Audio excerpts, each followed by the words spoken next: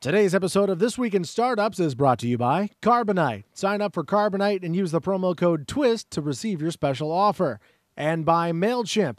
Manage lists with up to 2,000 subscribers and send up to 12,000 emails per month for free with MailChimp. Today on This Week in Startups, it's our news roundtable. Jason Nazar is here, Lon Harris, Tyler Crowley, and James Altucher. We've got a lot to talk about. Let's get to it.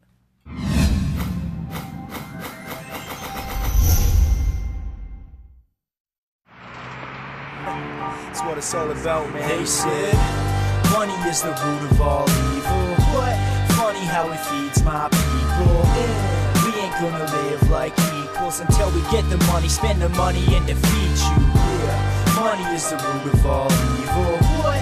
Funny how it feeds my people. Yeah, we ain't gonna live like equals until we get the money, spend the money, and defeat you. Introducing the newest members of the This Week in Startups producer program.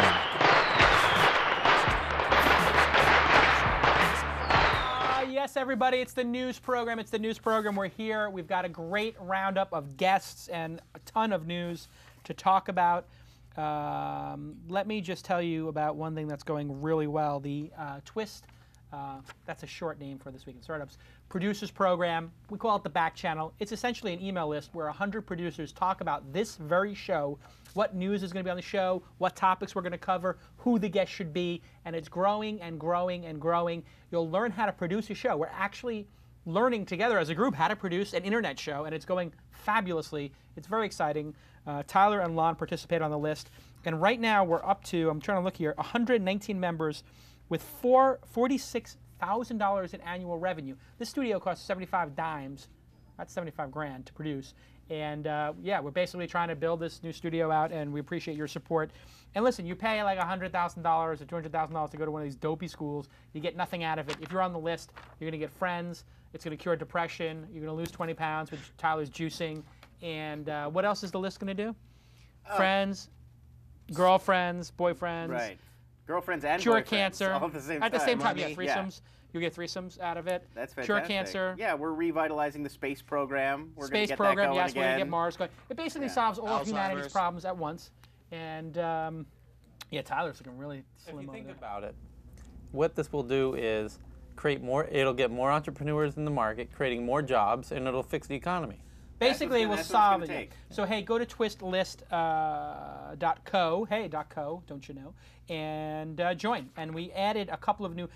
It was starting at like $20. We just added a couple of lower entry points. I think we have fan, we have mini fan, and super fan, something like that. So it's gonna be like, Mini-fan. I think we call it like micro fan, or oh no, broke ass fan. It's called broke ass yeah, fan. that's So if appropriate. you're a broke ass fan, pay $2 a month. It's like less than the price of a Starbucks. If you're a fan, pay the price of a Starbucks, $5 a month. And if you're a super fan, pay the price of like a Starbucks, a scone, and whatever.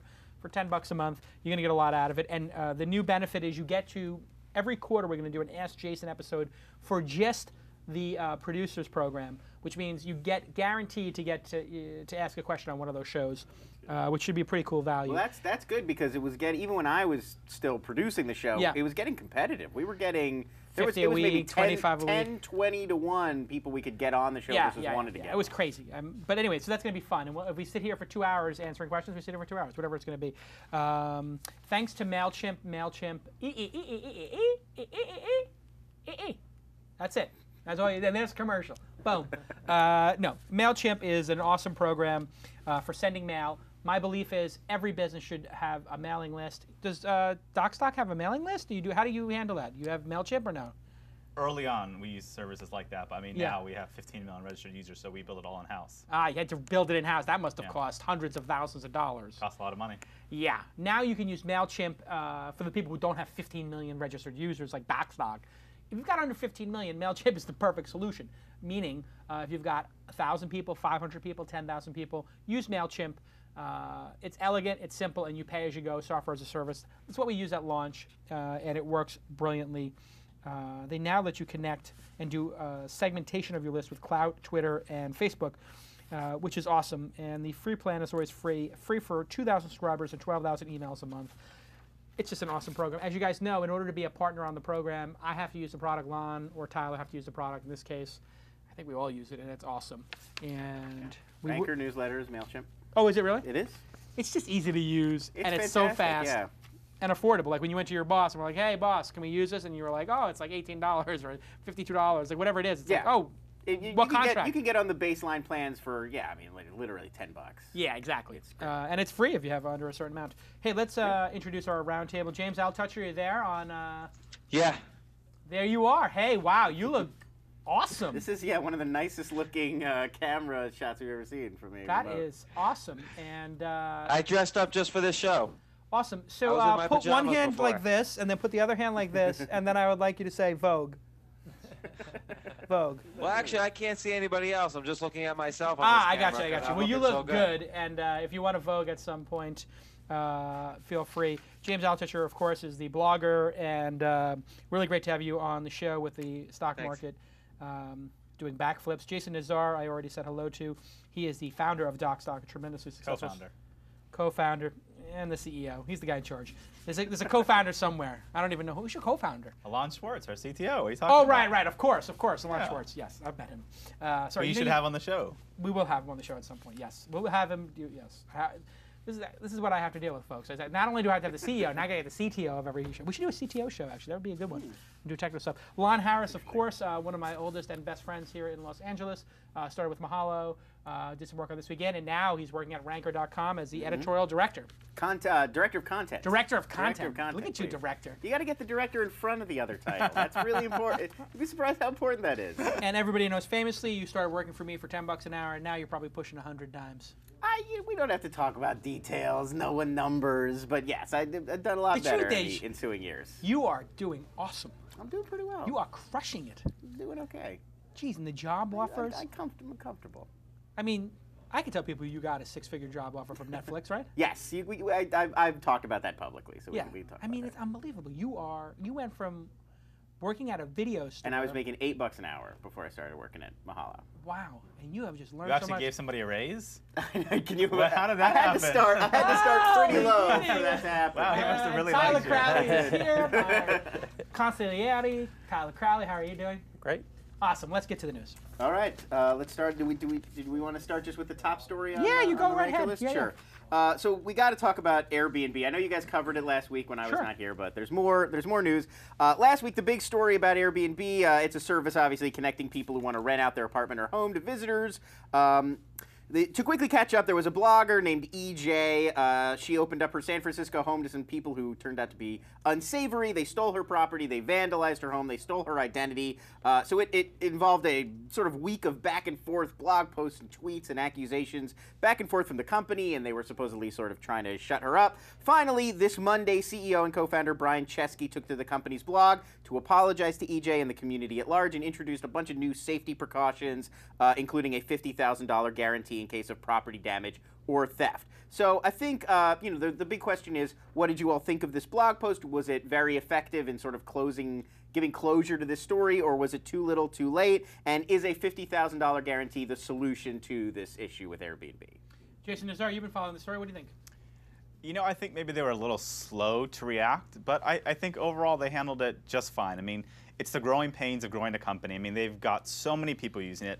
You know what? At some point, this is bound to happen, and there's no way they can realistically prevent any damage or fraud happening in people's homes. And I'm sure people will overblow stories going forward. I don't know the specifics of what happened or didn't happen exactly there. Well, nobody does. I mean, nobody Yeah. can know if this woman is out for being- attention or exaggerating Or if- really just got screwed over. Right, and we know she got screwed over, but Yeah. there's been speculation like, oh, is she being a drama queen or whatever? I mean, I think the big who thing cares? was, yeah. I mean, it's going to happen. Is the I issue, think right? what really this was about is two stories. The first story is the fact that Airbnb is one of these pristine Bay Area companies that could do no wrong. Right. And they got the first chink in their armor, and everybody jumped on Pile that on. and wanted to talk about it. Sure. And they just weren't used to being the unpopular kid and didn't know how to handle it. They got their ass kicked for the first time. Yes, which is good. Getting knocked down sucks, but let me tell you something, it makes you strong. Yes, they're going to have a better company for it.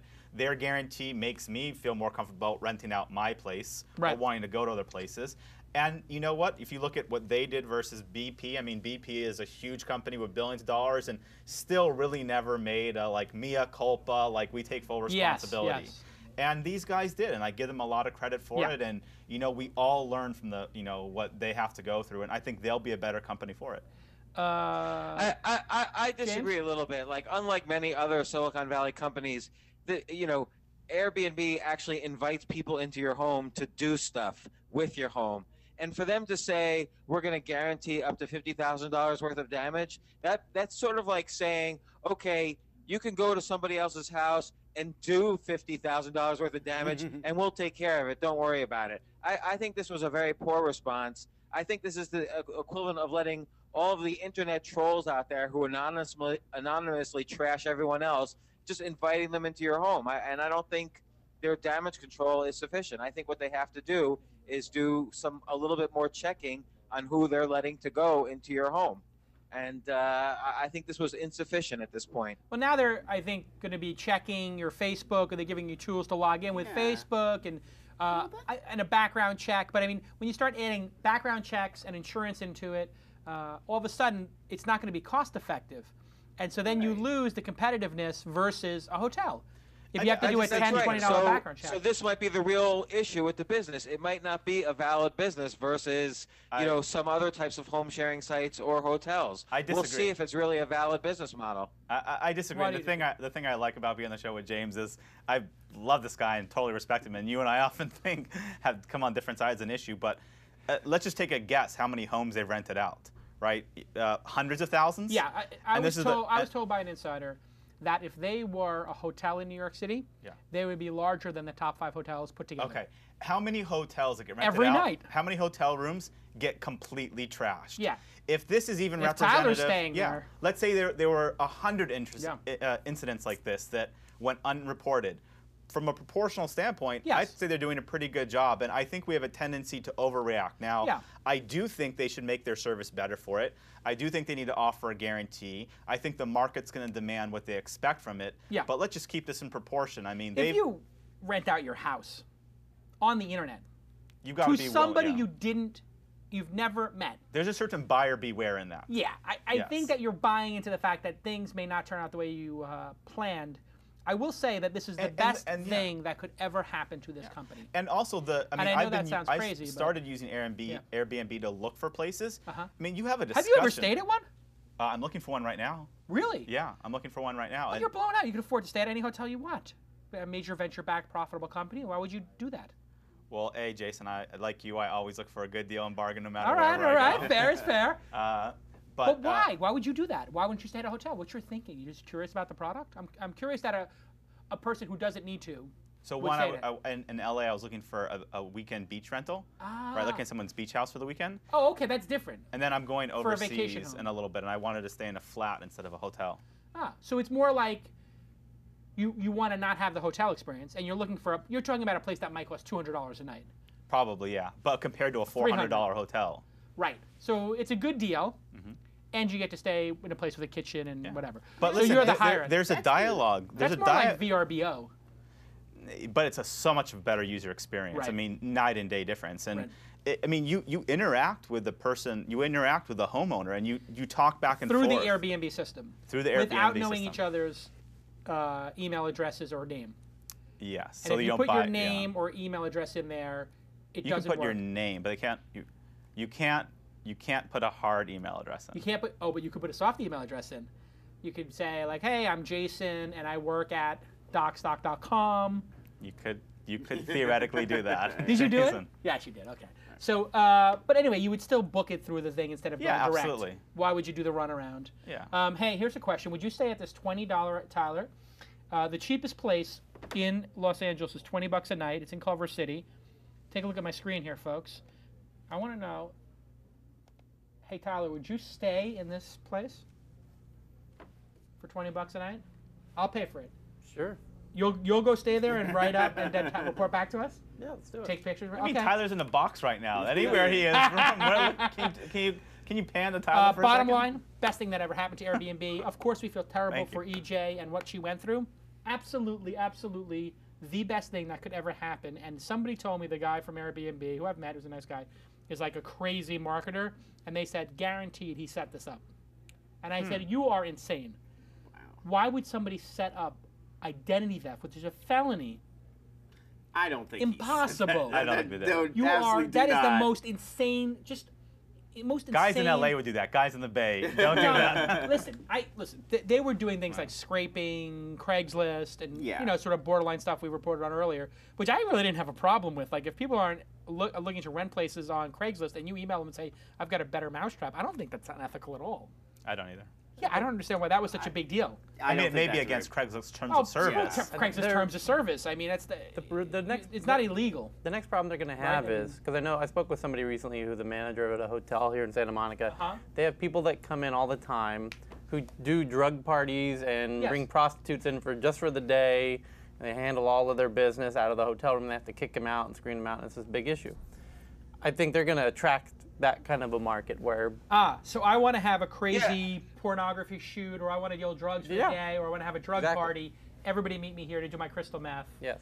Yeah, because you can't really compare a hotel room with someone's home that they paid for and they've built up. Like hotel rooms aren't really, they're owned by massive corporations. They're not owned by individuals. But James, you're not forcing the person to rent out their house. It's not like we're walking into somebody's home with a list, with an army of brigade soldiers. Is there arbitrage that can be done here? If you rented what's an apartment cost somewhere here in what does an apartment cost in Culver City? $800 a month, $1,000 a month? One bedroom, no. Yeah, $1,000 a month, $1,500, something like that. All right, so if you can, let's say you can rent something for $1,000 a month. That'd be on the cheaper end, yeah. Let's say $1,200 a month. Sure. Or let's say $1,500 a month, a nice place. The lease will prevent it. Right. Okay, but a lot of people are not monitoring the lease, right? If you took your, like we own apartment buildings, and if you just took your average apartment building and tried to rent it on a daily basis, people are going to notice it. There's going to be an apartment manager. Right, but if you're the apartment manager and you own an apartment building, if you own the apartment building, it's different. If it's your building, yeah. Right now, you do this on the side, and you would normally get $1,500 a month rent. If you get $50 a day, you have to break $50 a day and be sold out. So the arbitrage doesn't even work. I mean, it depends on the location. I mean, if you that's the model for like Venice rentals. If you go down to Venice Beach, I mean, they rent it out by the day, by the week, because they make so much more money than if they'd rent out that as an apartment as a month. So it does based on the location. And it's a lot of people too, if you look on the site, that have they have a guest room or a guest house or something, and so they're already paying for the property. It's just a little extra cash on top of a fixed cost. I would think that would be the biggest deal. James, would you ever use Airbnb either to rent out your place or to go somewhere? Or James, what do you use for when you have a crystal meth party, James? Where do you host it? I would definitely do it in a hotel. Right. And I'd probably do it like in a Las Vegas hotel where you get like the full kind of penthouse facility without paying too much money. You can get 4,000 square feet in Las Vegas for $200 a night on a good weekend, as opposed to anywhere else. What? Yes. You can get 4,000 square. Las Vegas is a dead city. It's a ghost town, and they don't know it yet. So Las Vegas is the cheapest place to throw a crystal meth party. Not that I've done it, but please let me know where you can rent out 4,000 square feet for $200 a night. So you would never rent out a place, and you would never. I would never rent my own home out there. What if you had a second using home? Airbnb? But I would certainly use it for James, vacations. I'm going to Airbnb my place for you. I've got an extra bedroom. I'm going to put it in for $10. What about if Airbnb said, I will only rent to people who are within one connection of me through Facebook or Google+? It destroys the whole that would be totally economics reasonable. Look, Airbnb should be like Facebook. Facebook started with Harvard, so everybody trusted that everyone else was from Harvard, and then it moved down from there. Except Airbnb guess should what? be the I know same a lot thing. of people Start directly at the that would top trash and go my down. place. There are a lot of strangers. Next news that I story. would Let's trust go. more. Next story. So we should talk about Google and Microsoft, another story that requires a little bit of background. Novell recently sold off several long-held patents to companies like Oracle, Microsoft, and Apple. After the sale, Google has publicly accused these companies, particularly Microsoft, of using these patents, which they called fake patents, to wage a hostile campaign against the Android platform. The company also said Microsoft was attempting to block it from obtaining new patents.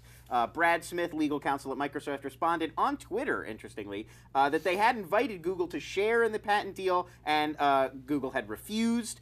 Google SVP David Drummond then pointed out that it would not make sense for Google to go in on these patents with Microsoft when Microsoft was the most likely person for them to go after for violating the patents. So there's been a lot of like back and forth. They're kind of fighting it out on blogs and on Twitter and in interviews. So first off, I think I'd like to hear if everybody has a side to pick. Are they both wrong? Yep. Is this Google or Microsoft? Who's to blame here for this? And now that it's becoming such a big story, the mess of the patent system, what's it going to finally take to actually make some changes in how we think about patents? There is going to be, number one, it's great that this is coming to a head, I think. Right. Because patent reform is long overdue. And I think what's going to have to happen is a patent summit where everybody, the main players, are going to have to get together, put their patents on a table, and say, this group of things are going to be open source for everybody, this group of things are going to be licensed at this rate to everybody, and it's going to be like a Cold War negotiation. We've all got our nuclear missiles, but nobody wants to fire them because it's a waste of time, and we're going to lose to China and other places who don't care about the patents. And so that's really the issue, is we may actually strangle our own industry if we don't get this under control, because we're not going to be competitive in other markets, and other people don't care about this kind of IP, and they don't have these restrictions. Massive patent reform has to happen. Software patents have to just, software and business patents need to go away, in my mind, or be reduced when down. When you say business patents, what do you mean? Business patents are the one-click patents, the business process patents. Patents. Business process patents are garbage. That's just nonsense.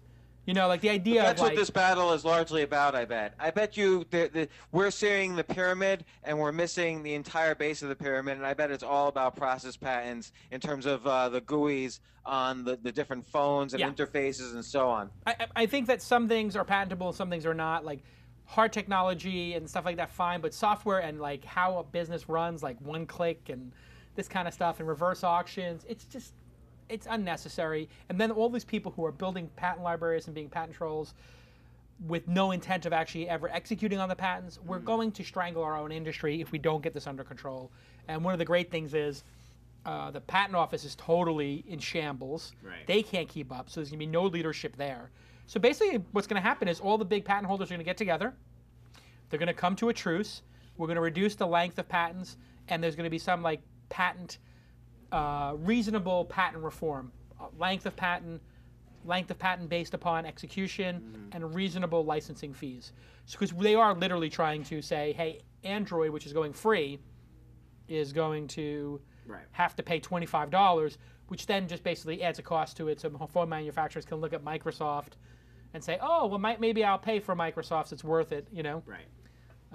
But I don't think there's enough incentive to have as much patent reform, because I agree with you, and I think there should be a lot of overhaul on software patents. There's a great article in TechDirt about it. But if you think about it, it favors people with resources. Maybe Google's going after Microsoft, but at the end of the day, it's the people with the biggest purses that can stifle smaller competition from coming up. They can not only pay the $20, $30, $40, $50,000 to get a patent through, they can then have the money to defend it. Millions of dollars to litigate it. Millions of dollars to litigate it. And what's interesting now is, even though it was the big boy game with the deep pockets, now since everybody's got the deep pockets, it's turned into this high stakes arms race, like nuclear bombs. Like, now we're screwed. Everybody's got them. There's 10 countries with them. If one of these goes off, God forbid, everybody loses. We are now entering the phase that everybody loses with patents. Mutually assured patent destruction. It's essentially what's happened. Let's go on to the next story. This is very boring.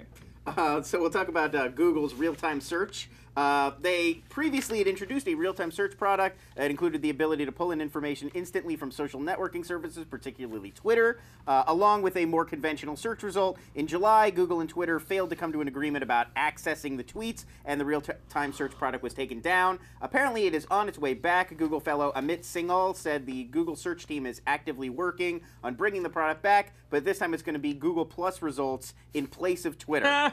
The release is also thought to coincide with plans for a Google Plus search engine product. So the question for me would be, will real-time search without Twitter be relevant at all? And can people use Google Plus as a news source? James, go. You know, I think Twitter is still kind of the RSS on steroids that everyone's using as opposed to Google+. The problem that Google had with Twitter is that they were just scraping the syntactic text off of Twitter. What they really need to do is take the bit.ly links, take the shortened links, and semantically analyze them the way they analyze any other link, then incorporate those into real-time search instead of just the 140 characters of text that show up on Twitter. It's the links that are being shared that are the actual real-time news that Google wants to explore. And for some reason, they never went that one level deeper that I thought they were going to easily do. And companies like Bitly were open to working with Google. I could say this, having been on the board of Bitly at the time. Everybody was open to working with Google on this, and instead they just scraped Twitter, and it was worthless. So could they resolve through scraping Twitter the Bitly URLs and then have it without going directly to Bitly?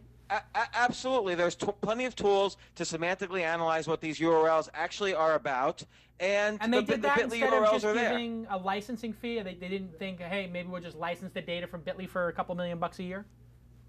They could have done that. I don't know why, honestly, and I have no involvement, but I honestly don't know why they didn't do something smarter like that. Is this a bigger trend where if you don't sell your company to Google, they are going to vindictively disintermediate you and destroy you? We saw Yelp not take their offer. They got pushed down the page and had their content scraped, and then finally Google removed their reviews after Tyler succinctly pointed out that they had gotten all they needed from them. Groupon didn't sell. Now you have Whale Shark Media getting an investment for couponing. Twitter didn't sell to Google, and now they are getting this treatment. Is this a new Google that will destroy a competitor? Jason Nazar.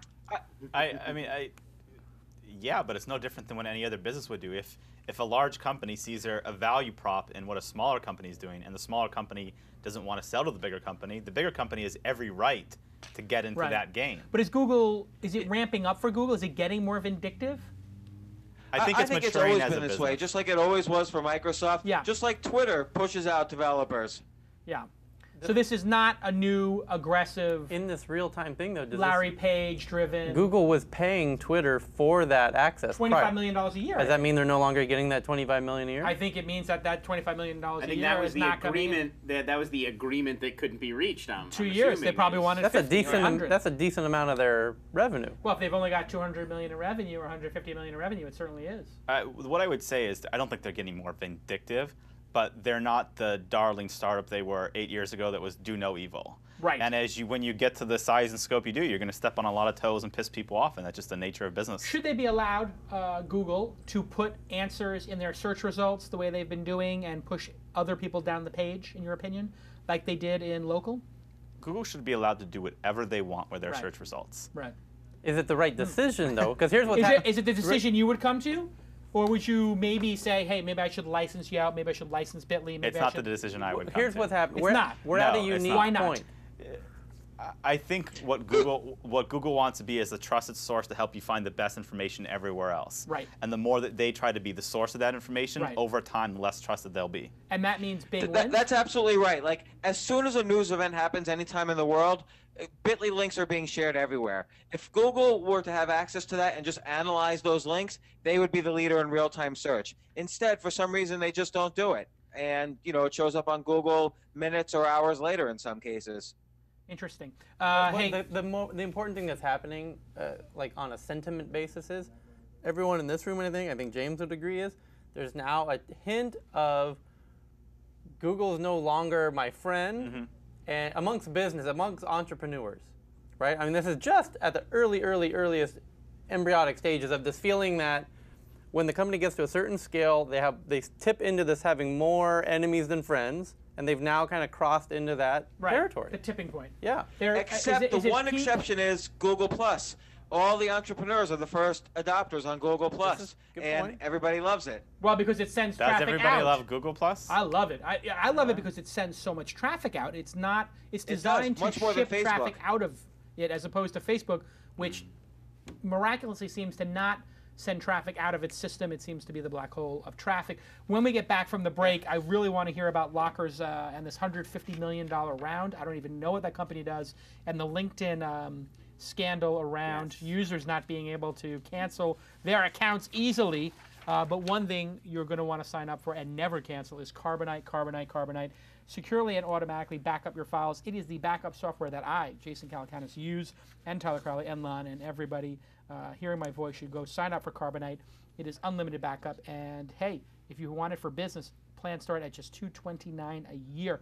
Go use the code TWiST, TWIST, and get 2 bonus months. I got a relative point With on this. your I had a purchase. hard drive fail this week. What? My iMac, 2-year-old machine, 3-year-old.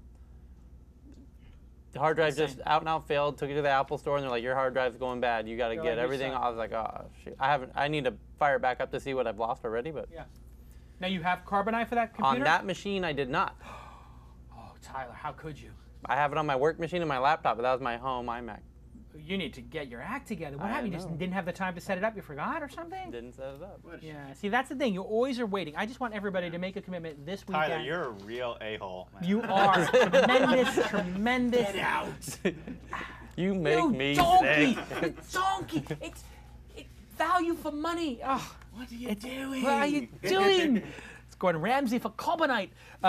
Hey, go sign up for Carbonite. You're on your computer right now in all likelihood. If you're driving your car right now, pull over to the side of the road, fire up your Wi-Fi, your EVDO, whatever it is, and sign up for Carbonite on the side of the 405 freeway. It's that important. Let's go to the next story. Lockerz. You want to talk about Lockerz? It's Wait a second. Hold on a second. Time out. Right. What is Lockerz, Jason? I actually don't know. Tyler. Wait. You probably know. James, what is Lockerz? Don't look it up. It's like my points from 10 years ago.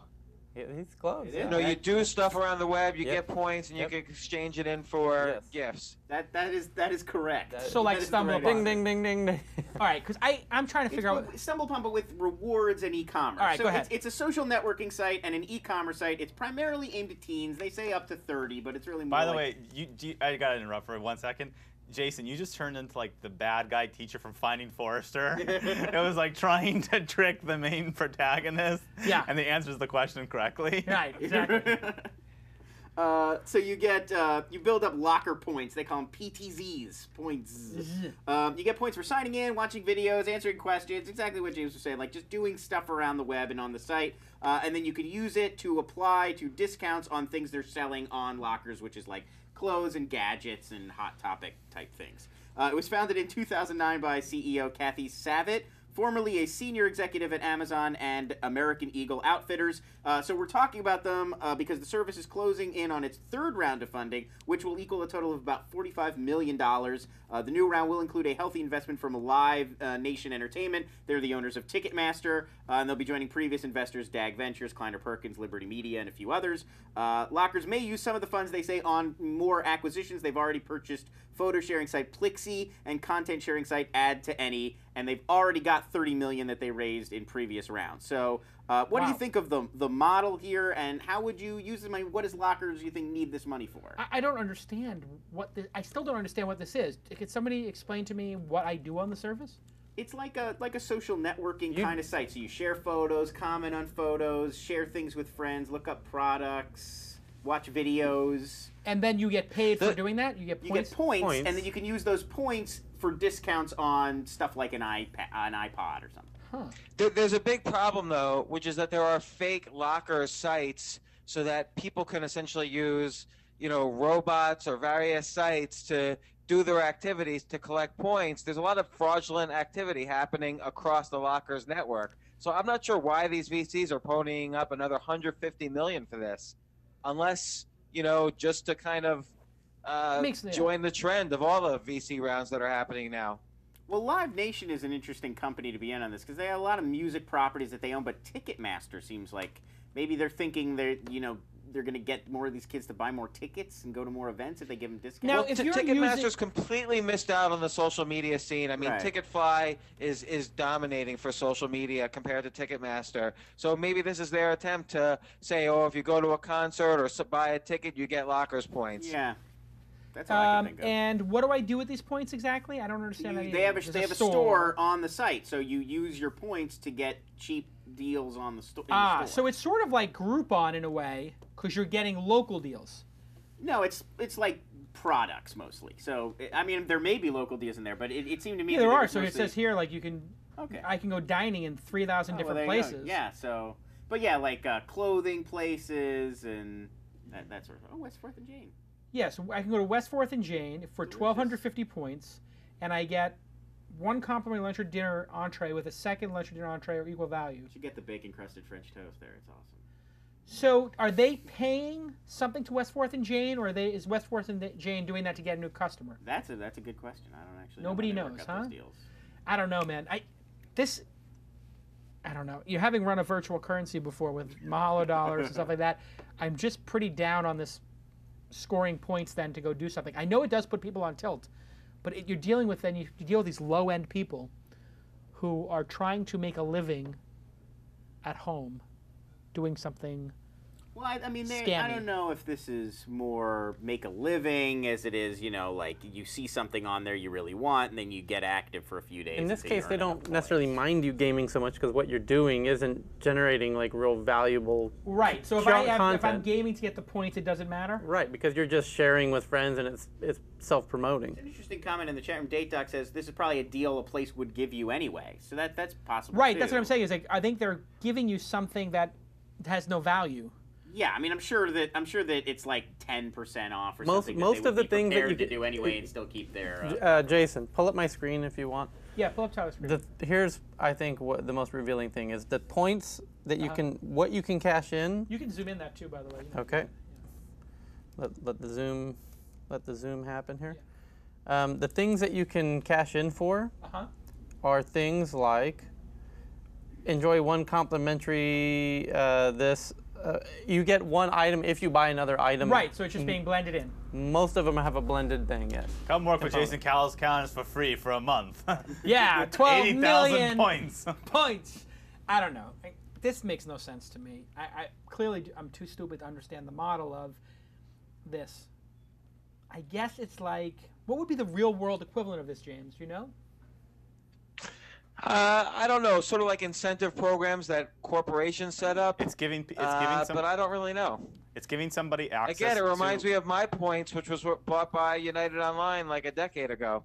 And my points was for historical purposes, James? My points was essentially this. It was a search engine where the more you searched and the more things you did via this search engine, the more points you would get and then get gifts. And United Online bought it and then it disappeared. Yeah, it's a this is a very powerful idea. These things get people on tilt to get coupons. It's a coupon book for activity. Yeah. It's a coupon book. Well, it's like the coupon book you get in the mail? Yeah, but you actually have to do stuff But you're for right. it, which You is don't genius. just get it in the mail. You then have to go out and Oy. do activities and earn your discounts. It's and just like Well, it with must be making a Groupon, lot of companies revenue. have to it analyze. must be crushing it. Yeah. They must be getting Companies have to analyze if the marketing efforts are worth it to use sites like Lockerz or even Groupon. Like, we still don't know the full analysis of whether or not this is even worth it for the companies that are actually giving out these gifts. Right, because they want to fill seats, but are they filling seats with people who they should not have a relationship with? Right. They want repeat. They Yes. want you to come in and use your discount This once, is- and then you just keep coming back. Jord HY says, isn't this like Foursquare without the location limitation? It's another online loyalty program. Good point, actually. It is sort of, yes. Except with Foursquare in those places, you know somebody's entire history of where they've gone. Plus, in Foursquare, you get them in your store You get them in first. your Yeah, the store. value to the vendor in Foursquare is they're actually present physically. I'm going to ask... Yeah, can Foursquare is just a gift card. I'm in Tasty Delight 10 times in a row. Now the 11th time, I get a free Tasty Delight. All right, I'm going to ask I will say, I think there actually is one valuable takeaway that we're not talking about, which Yeah, what is is it? there are so many Bay or LA or New York companies that are hyped up and in the news all the time and have these big numbers, 1 billion photos uploaded, everything. Yeah, but yeah.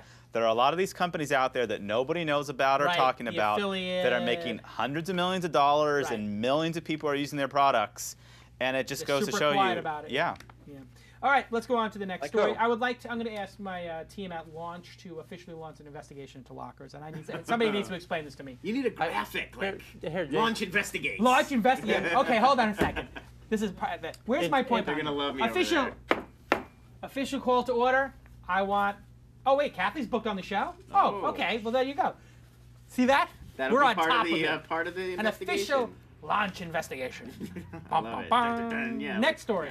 So LinkedIn stocks fell then rose again on Tuesday following the release of their second quarter earnings report. Not only did the site boast an impressive 115 million members and the news that it's adding members currently at a rate of about 2 per second, but the company even posted an unexpected profit of about 121 million for the quarter. That is, just for the record, a 120% improvement over the second quarter in 2010. They also told investors to expect an EBITDA, earnings before interest, taxes, depreciation, and amortization, of about 10 million on revenues of about 123 million in the third quarter. So the news comes despite recent reports. We have to make one correction there. The revenue was 121 million. Earnings were only 4.5 million. Okay. A lot of numbers. Here you go. The news comes despite recent reports of That's a huge difference, because that means annualized they're making 16 cents a share when the stock's $100. And meanwhile, you have new competition from Google Plus, you have Facebook, and so on. And so the issue's still very confusing on the stock. If you're making 16 cents a share a year, annualized, and you bought the share for $100, I've got to wait 600 years to get my money back? It's like you're making a 0.25% yield. Wow, 0.25% yield. Yeah, or 1/8% yield, whatever the math is. So if I were to put my money under a mattress, I think I would make more from the extended. If you bought a lottery scratcher every day, you'd probably see a better yield over a couple of years. Yeah, Apple has an earnings yield of 8% when you back out the cash. So how do you even compare Apple to LinkedIn? And, meanwhile, you have companies like I think this is just a replacement. Everyone wants to invest in Zynga and Facebook, but they can't yet, so they have to invest in LinkedIn. What is the give me the exact number of what you think the stock is worth? I think the stock is worth probably $3 or $4. A share. $3 or $4, not 100. Yeah. Well, first off, a stock I wouldn't short it, only because I only like to short corrupt companies, and there's no reason to think they're corrupt. But there's just too much confusion. But you think the appropriate price, if it didn't have a tiny float, and there wasn't Facebook envy and pent-up demand, you actually think the price is $4 a share? Yeah, because there's massive overhang to this company. There's so much confusion underlying whether or not this company will be a success. We don't know. We know Procter & Gamble is going to continue to sell toothpaste. So the risk factor, you make it $4. Totally Jason disagree. Nazar, tell us why you disagree. So first off, a stock's worth whatever somebody's willing to pay for it. Well, yes, but what is it logically worth to an intelligent individual is what I was asking James. Well, what do you mean? What is it logically? The market's the amalgamation of all these logical individuals. Well, as we've seen, markets can be illogical. Totally fair, but so what is it worth to Jason Nazar? There's no inherent price of any stock other than what somebody's willing to pay for it. That's the first bottom line. All right, that's sounds like some business school BS. You have an MBA? Okay, so let me ask this: what would Jason Nazar pay for a share of LinkedIn? I would pay full market value for it today, and I'll tell you why. Because you think this momentum with all these knuckleheads? I think LinkedIn, unlike a lot of internet companies that are going to be going public over the next couple of years, will be a company that will be around in 10 years from now. Right. And I think they've got a sustainable business model with their subscription product. I think they provide a differentiated value prop in terms of social networking that nobody else will or can replicate. And it's a great product for people that like me that use it. We all agree it's a great product. But it can justify people paying for it. Right, and so we agree that it's unlike other things. I agree with you. It'll be here 10 years from now. I agree that it will grow, and I don't think it's like a dangerous thing like it will not be here. But I just don't think at $100 you're going to make a lot of money on it compared to other choices in the market. Yeah, I don't understand how it goes up from if it's only making 16 cents a share. It would have to. What would it have to increase, James, in terms of earnings? If it made $60 million this year, what does it have to make next year? What does it have to make 5 years from now to be worth anywhere near? So let me clarify one thing. Where I agree with you, James, is I think the entire market is overvalued and that we're due for a correction. And I think I don't think James thinks that. No, I don't think that. Because I just said Apple, for instance, is 12 times next year's earnings. Google is 15 times next year's earnings. I don't know why LinkedIn should be valued so much higher than them. I think there's artificial reasons because of the small float generated from the IPO, the marketing generated from the IPO, and the hype around Facebook and other current valuations. So I think this has become this sort of Facebook replacement in the stock market. Now, I don't know if the stock's going to go up or down, but I would not buy it here on the basis that I think it's going to go up. Gary in the chat room says $4 a share would put it at a $25 PE. Is that about right, James? Yeah, and which makes sense for a company. It That's still high makes growth it more company. valued than Apple, which is growing much faster. Wow. This is a And Apple's a $300 Tyler, billion you were a day company. trader. Tyler, Yes, what? so everyone keeps asking, how much money they're making, yada, yada, yada. What is the main source of their revenue? Is it people paying for access to email other people that they normally can't get access to, right? That is true. I don't know that I want to invest in a business whose value comes from connecting people, because I think 10 years from now, I don't think that's going to be a problem. Okay, but who has the database of everybody's resume at scale already and solves your problem today would be the counter argument. Today, nobody. But I don't think that's necessarily the way technology and information and communication is going. Right. Somebody's gonna. I don't know that. Why won't there be a free? Well, you can do way that to now connect? with Google Plus. I mean, I think Google Plus has targeted this with their email this Correct. person. Correct. And you can email through Correct. Google Plus. Correct. Without having the person's Gmail address. Right. That I think is the and replacement. I think that's the interesting thing about LinkedIn. LinkedIn stock has not changed since the advent of Google Plus, which sort of tells me that there's other things in play here in terms of where the market's currently valuing LinkedIn that are somewhat artificial. Like Google Plus is a serious overhang on a stock like LinkedIn, or on a company like LinkedIn. To make it clear, LinkedIn makes you, if you want to contact this person, you're now have to buy points, yada yada. On Google Plus, you can put up a button that allows people to email you Yeah, look here. I'm on Google Plus right now. Pull up my screen for a without second. giving up your email I just address. pulled up a random dude. This guy's name is William Garrity, and if you look over here, it says send this dude an email. I can't show it. Without giving up his email address. Without giving up his email address. Right. They've masked LinkedIn it the will same not let way you do LinkedIn that without has. charging money. Right. I have to move my thing over here. This is the key difference. Boom. So, Send and an what's email. funny is Bang. LinkedIn stock price When has you not click it- changed since that feature was released by Google. So that, again, something weird happening. Not based on fundamentals. Wow. I mean, this is interesting. Nobody's really written this, that Google, I'm going to put a note here. I have to write a little something about this. But Google Plus's send an email feature is in mail. Yes, it is LinkedIn in mail for free. For free. Yes. And you can type Which is anybody their into the main source of revenue, as far as I understand. Yeah, I think, well, that Yeah, and but- jobless, I mean, there are posting, other benefits posting to- jobs. But listen, let's just back up for 1 second, because guess what? You know who already does this? Is Facebook. And they've got 600 million people, and you can message anyone on Facebook, and you don't But have it's to be not in connected their to them. email box. Right. You know what? I will take a Facebook message over email. No. Yes. No. I check my. I will Who bet checked your I'll Facebook? bet you Maybe for an 18 I'll bet you year old. $100 that Facebook messaging gets a better response rate than email. In the tech industry, maybe not, but in most other industries, I bet he's right. I don't know, man. bet I you think can people get take their people email really easy more on Facebook. seriously. And like, look, I just typed in the word Josh, and I just picked this person. It's like. Here's the other difference: is where, in terms of your resume, if you want to be ranked, if SEO is a consideration of where you want your profile to be, which is going to rank better, your LinkedIn profile or your Google Plus profile? Well, Google will put yours up there, and Google resumes. Hence, LinkedIn yes, is yes, F. yes. Next story. Capital F. Yeah, but who We hires didn't even based on talk about resumes the other anymore part of anyway? Oh, the other LinkedIn, part of the story. The LinkedIn story. What's the other part of the LinkedIn story? Oh, well, I moved around on my. What were you going to say, notes here. James? Well, just who hires based on resumes now anyway? So I'll jump on this. I don't buy this at all. There's always going to be people that argue. What LinkedIn's probably doing is they're saying in certain cases you have to call in the office. They're not doing anything in any way malicious or maniacal to try to get people to cancel their subscriptions. It's a very common practice. Tons of people online can argue. We have the most easy way to cancel subscription. People complain about us all the time too. So it's just something that happens. 100% incorrect, Jason Nazar. I tried to cancel my account. Yesterday. Yesterday, it took us 20 minutes to figure it out. Jason and I, 20 on Google, minutes.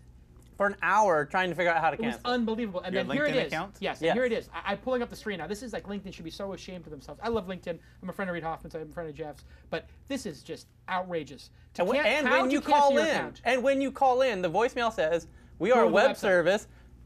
As such, we insist that you use the website to cancel." Was this your free account or your paid account? Paid account.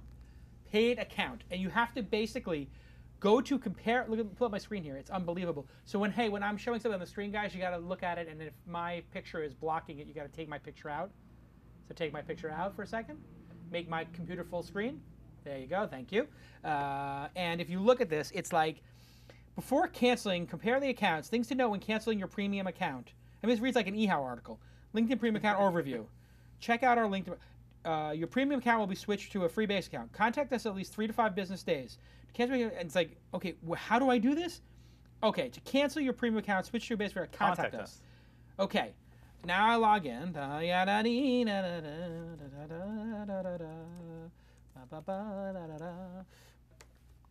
know my own password. Okay. Now it redirects you. Now I get dumped to this forum. What do I do? That's where they want you to cancel your account. Is through this email. Yeah, and you're like, email them like, hey. So I'm Look, wait. they made the subject cancel my premium account. Yeah, I know. And then like, what is my issue? Account settings, and now I'm going to continue and cancel. Option is required. Question is required. Question is required. Please cancel my account. I mean, shouldn't this just be a button like on every other service in the world? Your question hasn't been submitted yet. Look at this. Now another level of blocking. Yeah. I mean, and to find that first page. Facebook also is very difficult to cancel. We did this with We did the Facebook. same thing. Like, are you really sure you want to finish cancel? submitting question. Great. Now it's like. Now wait 48 hours. Now your ticket reference, like it still hasn't canceled it. It's like now I got a ticket. Do you Now it still, says, "They'll Jason, get think back that to this you." is easy? I It's think pretty- I have changed my opinion. It's outrageous. It's- It's outrageous. I cannot believe that. And that is what AOL Well, used to do. hang And on, attorney hang on. generals. Hang on a second. Let's back up. That's not outrageous. It's bad UI. It's onerous. It's not outrageous. It There's is a difference. outrageous in my mind. No, there's a difference. I'm telling you why it's outrageous, and you're wrong. It is outrageous for a loved company that has a great product to make it so hard to unsubscribe. If you were a sugary, if you were a company, then you do stuff like that. When AOL and nobody needed it, and they made you jump through hoops, that's one thing. But this is a loved company. For a loved company to make you go through this is outrageous. It's one click to change on MailChimp, on your service, any other service. It's one click to change your account type, Google Apps, whatever. This is Cro-Magnon treatment of users who are paying you $500 a month, $6,000 a year. To treat a customer paying you $6,000 a year this way is absolutely outrageous and unacceptable, LinkedIn. You should be ashamed of this. And it is the sign of a weak company in my mind. And they're not a weak company.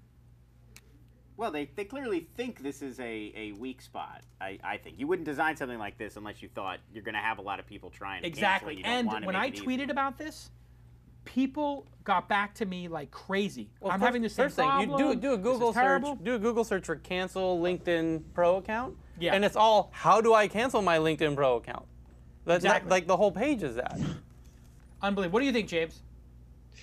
Well, I think Facebook had similar issues, and I do agree it might not be something that's critical for the lifespan of this company. I mean, they're just being kind of putting a gate around its users. But I agree that it's not critical for the life and death of this company one way or the other, although it is an atrocity that they're making it so difficult. Does it make you, Every as a company does stock this. picker, as a stock picker yourself, does this make you concerned? Even more The concerned? main thing that makes me concerned is Google Plus not having an effect on the stock. That shows you me said that the yourself- second Facebook goes public, LinkedIn stock goes down. You said Facebook is harder to cancel. That's a free service. Right. No, You but know? Facebook is run Yeah, by No, but a lot of people, for privacy reasons, Zuckerberg, want to get rid of their Facebook who account. doesn't care about anybody in the world and has no emotion and is a Vulcan. Okay? Like, I expect it from Zuckerberg. I mean, this is the guy who said, you know, like, if you're living a double life and you're not willing to share everything with everybody, then there's something wrong with your life. Like, no. Are you sure you said that? Yeah, that's exactly a quote. No, it's not exactly a quote, but it's basically what he said. It's a paraphrase. It's a paraphrase, yeah. but he basically said, like, you know, there's one true identity. You have to own your identity, and if you buy tickets to this movie, you should be willing to share it with everybody. No, but that's That's what he did with Beacon, and paid a massive fine to the government because of it. And you should be able to tag you in photos without your permission, and let people use facial recognition to tag you in photos without your permission, and that is the default. And places too, right? You can tell. God, you can got tell me riled up everybody now. that somebody's guess there what? with And I you. can say that you're here, and I can add Yeah. you to the NAMBLA. And guess what? You don't have to have a Facebook account. Oh, right. So the way that we should design things in life is to invade everybody's absolute privacy by default, and it's the most used service in the world. So if you don't use it, you're on an island. I mean, that would be like saying, like, in order to buy milk, you know, you have to be willing to prescribe to, have to go up and you have to weigh yourself before you buy ice cream. That'd be a pretty good idea. You say Facebook is as essential to human life as milk? It's just ridiculous. It's very essential for people. Facebook is Facebook's totally used more essential. than milk, I'm pretty sure. Next story. Milk's Next story. disgusting. I'm disgusted right now. You guys got me riled up. Let's go to the next story. The end of this year is going to see all 21 Time Warner Magazine titles available on nearly every tablet platform. Mags available will include Time, Sports Illustrated, People, Fortune, InStyle, and Entertainment Weekly. Platforms that the titles will be accessible on include iTunes, Android, Hewlett-Packard's new tablet platform, and Next Issue Media, the Hulu for Magazines joint venture led by Time Inc. Time also said digital subscriptions will be sold for Barnes & Noble's Nook. Whoa. Not interested? Oh Don't my read magazines? It's 2 years later. They magazines might are as dead. well call Dr. Kevorkian to take care of their businesses because this is the worst thing that could possibly happen to them. Give Like, me a... where's Flipboard? Where's News.me? These things are just dead. They're not on the top 100 apps that are downloaded. Can we play and now, taps? who's going to download the InStyle app? Yeah, I tried out. Oh my God. I tried out Wired's when they first they started putting Wired in the App Store, and I tried it out, and I mean it's cool, but it still doesn't feel like they've really figured out how to make magazines appealing. You just go on the internet. You just go Right. on Safari on the iPad to go to Wired.com. Complete you disaster. Don't have to go to a separate app. Complete Yeah, disaster. magazines, just by definition, they're so outdated. They can't keep. And what's the Nook? Is that like The a Nook is computer or Barnes & something? Noble's Kindle. No, I know, but that's the point. Yeah. Barnes & Noble. Didn't Borders had their own version too? Their own tablet. Yeah. The Kook. Something like that. I'll tell you though, the one. Please, Tyler, a little respect for magazines. No, sorry. No, to magazine's defense, because I'm right with you guys on the death of magazines. However, Japan is consistently a couple years ahead of us on stuff like this. Magazines in Japan are kicking butt as ever. Why is that? Yeah, why is Because Japanese people are crazy. Come on, man. They also have people serving tea in maid outfits like anime characters. Okay. And guys pay. We've brought that to this country now.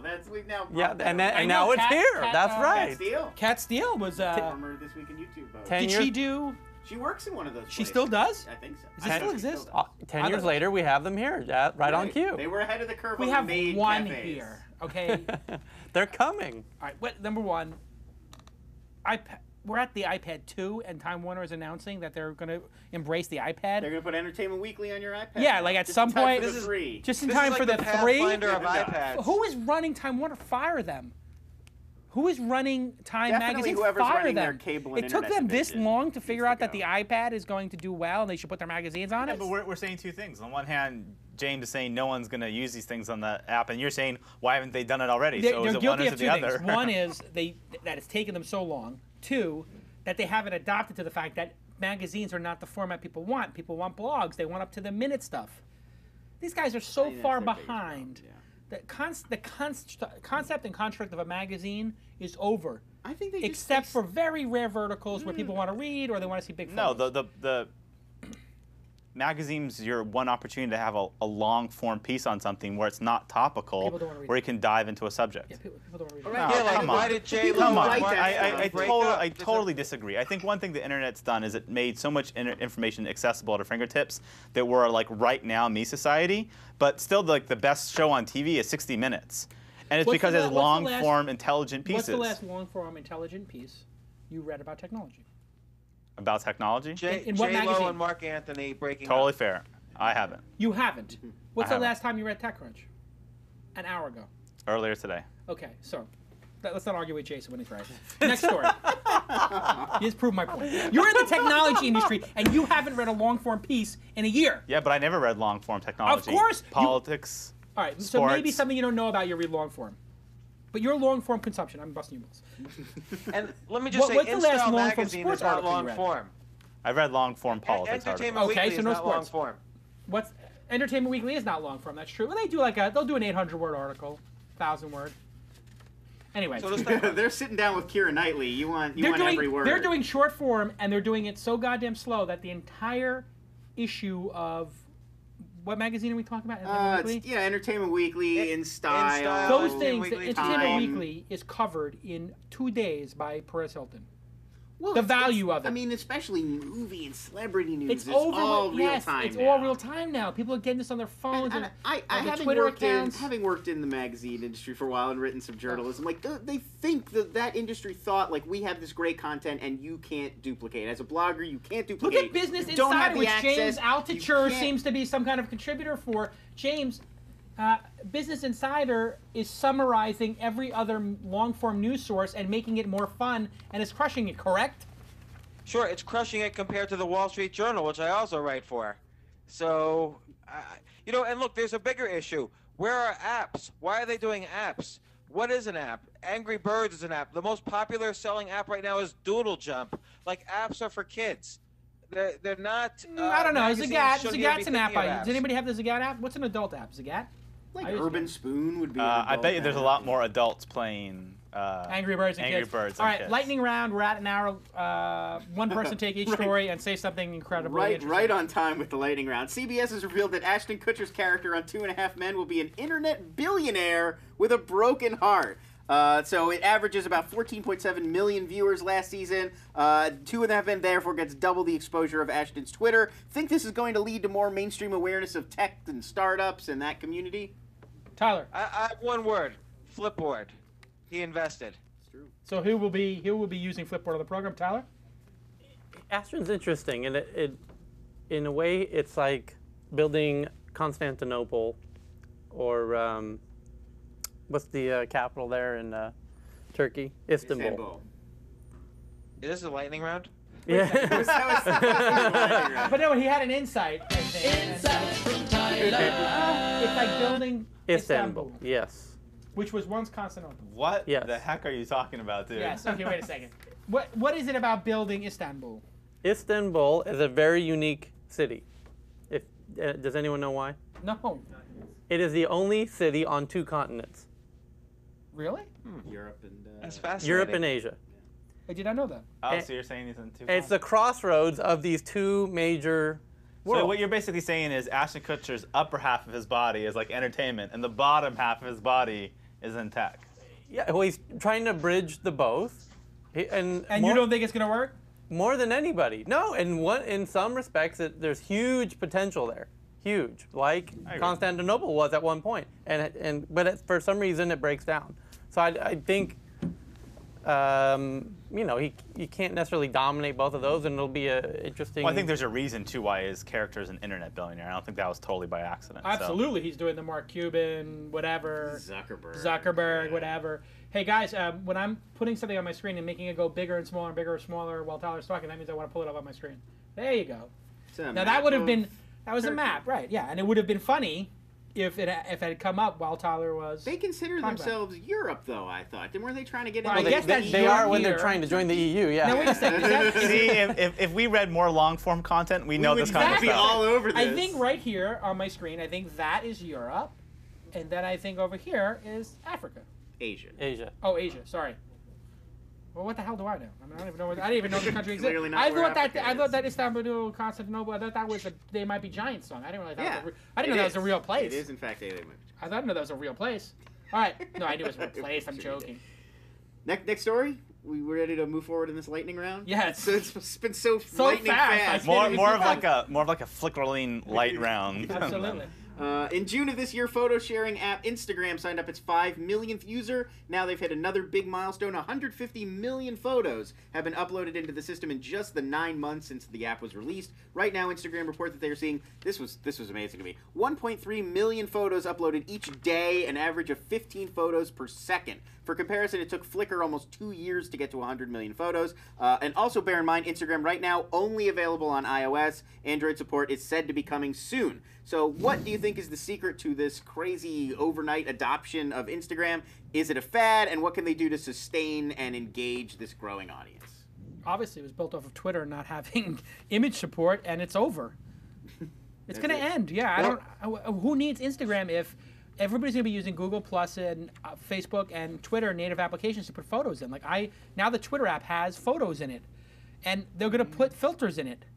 So this is like one of those bridge technologies like TwitPic or other things. No, I disagree, because the whole point is that you're on your phone, you take a picture, it actually adds the cool effects, and then it lets you distribute it socially. I mean, that's just a great product and value prop. So, yeah. I mean, what But, I would say, it's like at some point, whether it's month. like 150 billion photos a second, it's like, how much money do you make? Like, Exactly. I mean, I think you make no money, and I think it costs you money. they'll make money. I mean, I think they'll They be able don't to charge for the app. No, I'm saying I think they'll be able to have a premium service, but at some point, let's talk about money instead of like the 1 trillionth, Yes. digital piece of content shared. Said like a guy who's making $1 million a month on the internet. Next story. So it was revealed this week that Apple continues to ship more smartphones than any other company in the world. Did you say ship? Ship. I'm not putting money in there. With a P. Keep going. With a P. Still more total Android phones are being sold than iPhones, but those sales are split across several different manufacturers, of course. While Apple is the only company to make the iPhone, Apple's iPhone can be purchased on over 200 carriers in 200 countries. Significant? I don't know. Is this another pointless number milestone? Altucher. No, I think Apple's going to continue to grow. People are going to continue to buy the iPhone 5, the iPhone 6. The problem Apple has is they're the only manufacturer, whereas Google has 200 or 500 manufacturers across the world. So Android will always win as an operating system. The iPhone will always win as a phone. On the hardware side. Yes. What about the low cost? I mean, I just got a Samsung sent me one of those. Samsung sent me the new Android. It's gorgeous. I mean, it's bigger screen, better looking, and lighter, and better battery life than the iPhone. Are Android phones going to be better phones than iPhones? No, because the problem you're going to have is every Android phone made by a different manufacturer is going to be slightly different. So they're never going to be quite cohesive the way the Apple iPhone is going to be. But like Windows machines.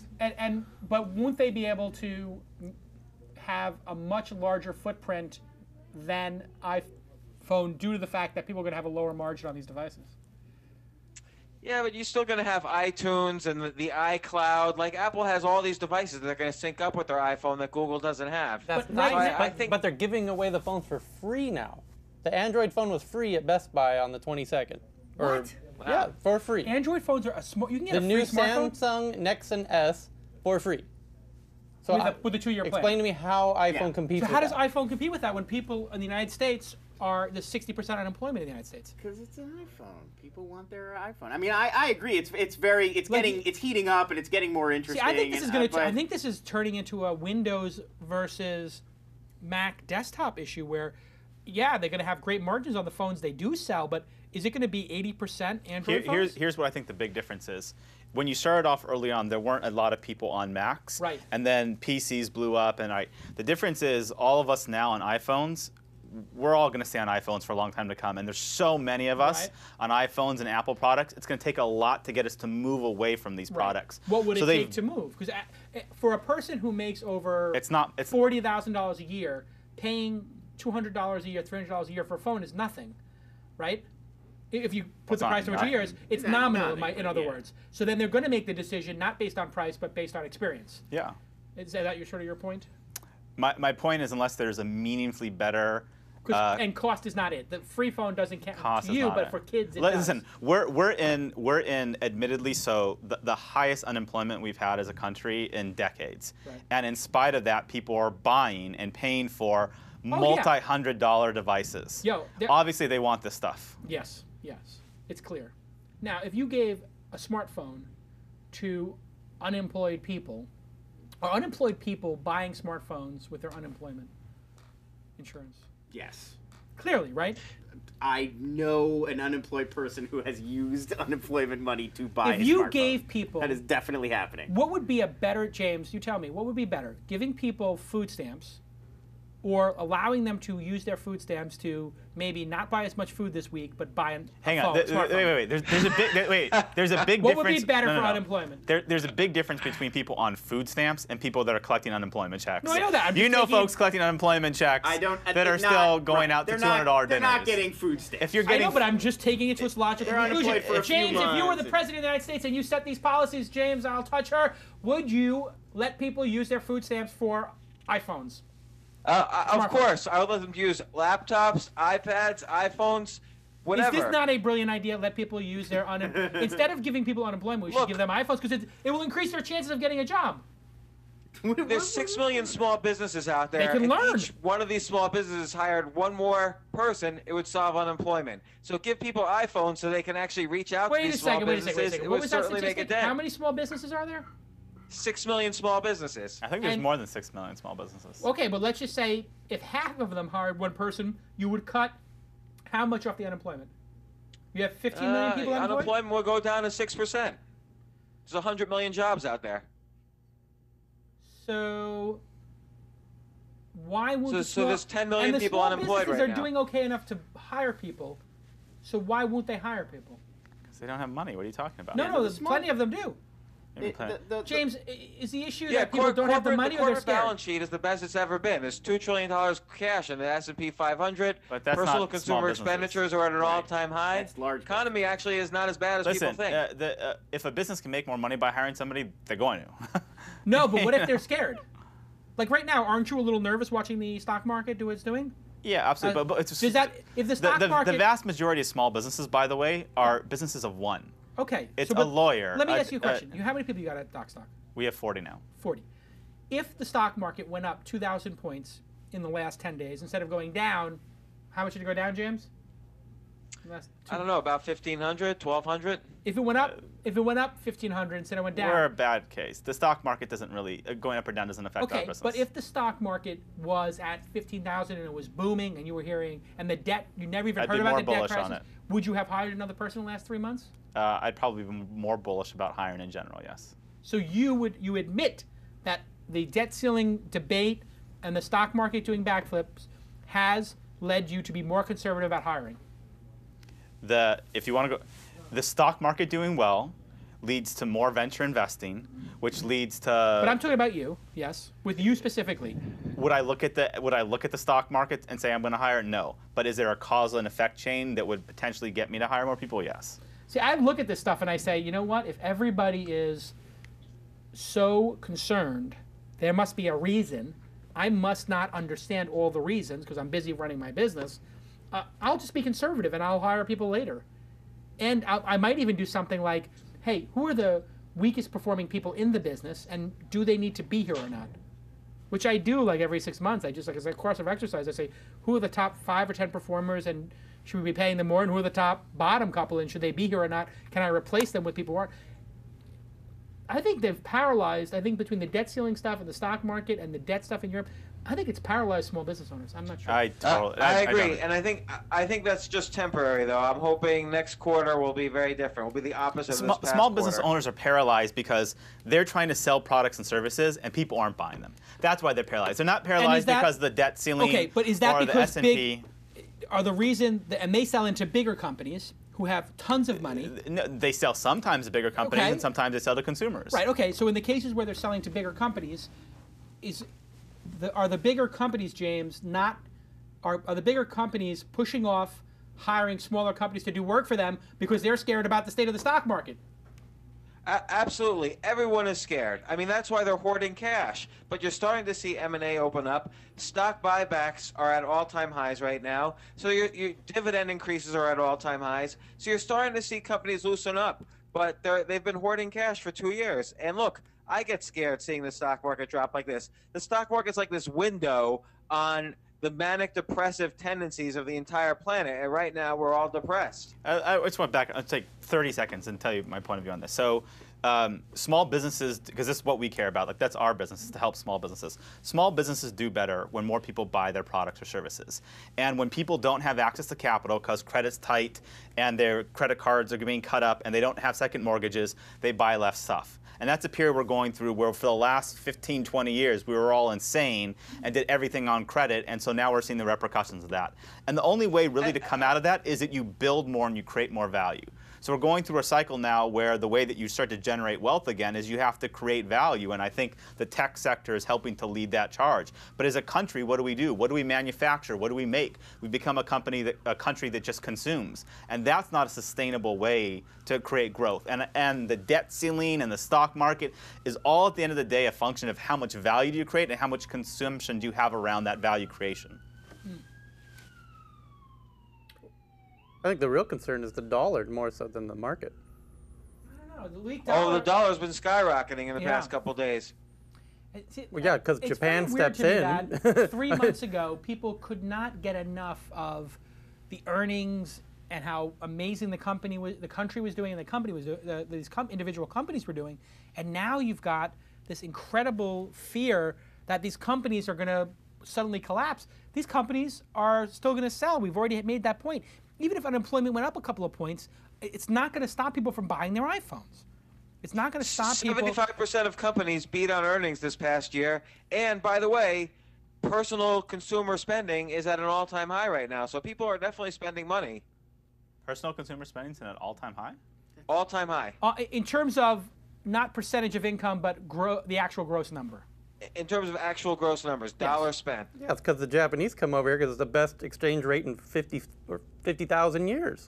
And the Arabs and everyone else. No, it's not just that. It's not just that. Household debt obligations are at the lowest they've been since 1992. So if you add up rent, car payments, and credit card payments, or divide by income, it's the lowest since 1992. So everybody is just being hyper-conservative across the economy. We're self-imposing. Wait, James, can you repeat that last point? I didn't understand. Yeah, I understood. What are you saying about real estate debt? So if you add up rent/mortgage payment plus credit card payment plus car payment plus insurance payment, divide that by income, that number right now is the lowest since 1992. What is that number? No, hang on. Where's that statistic from? I've never read it. That's from the Federal Reserve. I think that's right. You know why? Because people are living in smaller places. They're keeping cars longer. But does that include all the homes that were just taken off the market for short sales and saying? Well, he's just talking about households. He's talking about households. So, yes, some people may have lost their homes, but if they lose their home, then their debt to income ratio, right? Their payments, I guess, was what. That's right. They're not paying the money. It's their payments to income. But what I'm saying is that number's falsified if we have trillions of dollars in home debt and mortgages. Right, it's that not people aren't easy being to get paid. in that number. Is that a valid point? Is it a valid point, James? Well, it's just that the flip side is in 2008 we were at an all-time high rather than an all-time low. So I'd rather be at an all-time low than an all-time high. I think there's. Obviously, in 3 years. But there's not that many people. But it's not like in 3 years people were like, "Let me pay down all my debt." It's not. We just took it off the balance sheet. Right, but it's also the number of people who are not defaulted on their mortgages is actually not that great on a percentage basis. No, it's not just what's default on the mortgage. It's the ones that the banks have reclaimed. Anyway, the point is, there is. So you're talking about the shadow inventory, another issue. The issue is individuals, consumers, and we have a consumer-driven economy, are not in that much debt, and they're not spending that much. The austerity measures have been self-imposed in this country, as opposed to other countries. People are more conservative, but listen, therefore they have more money to spend. Get outside of L.A., New York, San Francisco. Yeah. Listen, when you see your next-door neighbor who has raised a family of 5 on $65,000 a year, had a job for 30 years, being unemployed for 4 years, you're scared, and you're thinking, when's that going to happen to me? And those are the people who are being conservative. That's true. And those are the people that are being conservative. So we have self-imposed. As they should be. Yeah. All right. Well, it's scary. It's scary for those individuals, but then you have this bifurcation happening where this other group of people, it's the roaring 20s. You do, and I think this is the most, in my lifetime, it's the most ever of a tale. Would you pay more taxes? Yes. You would. You're willing to pay more, as an individual who's in the top 10% of society, you'd be willing to pay more taxes. Yeah, I would hope that it goes to the places that do the best, and I always am skeptical the government allocates that the best. If you did it to pay down the debt of the country, to lower our interest payments and stuff like that, so that we just were fiscally more healthy, you would do that as well. I mean, I would pay more taxes. My preference would be for me to take more of my own income and distribute it in areas that I think are more helpful. But do I think overall right now as a society we should be willing to pay more taxes? Yes. James, are you willing to pay more taxes? Absolutely not, because I don't think the government has never exhibited that they can allocate money properly. I actually think we should get rid of the entire legislative branch and directly vote on the internet. I want to have a say in government. I don't want to vote for a congressman. I want to allocate my vote. I want to allocate my money my own way. I just want to stop for a second. In breaking news, marijuana is now legal. The troops are coming home. They'll be home by Sunday. And chocolate I ice would vote for both of those things. And we now have a subsidy for chocolate ice cream. It's going to be 25 cents a scoop for the rest of the century. I hate Yeah, but guess chocolate. what, James? Everyone already does get to vote, and only 40% of us do. Right, but he's saying he No, wants no. people to vote Nobody on the gets to line vote. items. Yeah, but what I'm Nobody saying gets is to it would vote never for any happen. actual The whole country laws. gets You don't vote together for any and actual Thank you laws. for tuning into This Week in Politics, Technology, and Crystal Methology. Yeah. Wow, what an amazing round table. Everybody in the chat room, rate the round table on a scale of 1 to 10. I say people saying already this is one of the best ever. Hey, thanks, James Altucher. You can follow him at Thank you. Jaltucher. He is a brilliant guy, but he's a little crazy. Jason Nazar, thank you for being on the program. Everybody check out Docstoc. Sign up for one that is great subscriptions. What does subscription run now for all those great documents? $20 a month. For only $20 a month, I'm going to insist on everybody signing up. If you have a small business, this is an amazing deal. Go check out Docstoc.com. Lon Harris, the content director over at Ranker.com. A great domain name, a great startup, and a great guy. You can reach him, Lon, at Ranker.com. Ranker.com. Or at Lon's. And, hey, MailChimp.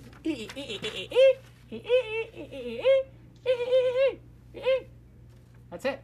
Tyler, you fool. How dare you not use Carbonite? 1,000 lashes with a wet noodle for Tyler. Everybody go check out Squeal, Squeal, Squeal. What a deal. It does appeal to small businesses. Keep it real. Keep it real. Use Squeal.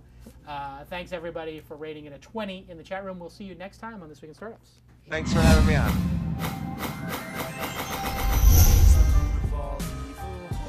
Funny how it feeds my people. We ain't gonna live like equals until we get the money, spend the money, and defeat you. Yeah, money is the root of all evil. What? Funny how it feeds my people. Yeah, we ain't gonna live like equals until we get the money, spend the money, and defeat you. It's been a minute, so you thought you were safe. You trapped behind these bars like you locked in a cage.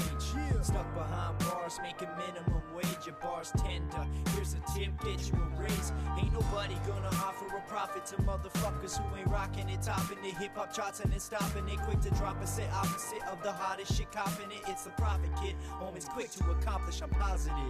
Getting green like a roster with a lot of dread. Money's piling up like the Washington Monument. The way I'm steering this track, it'll make you car sick. The only time you gonna see green is when you barfing. I'm the Mothman, consider this the prophecy. I'm in it to win it, that's why I'm making a profit, see. And I won't spend it till my rich is stupendous. And I'm selling sicker than tech, is the method is to keep it independent. Money is the root of all evil. What? Funny how it feeds my people.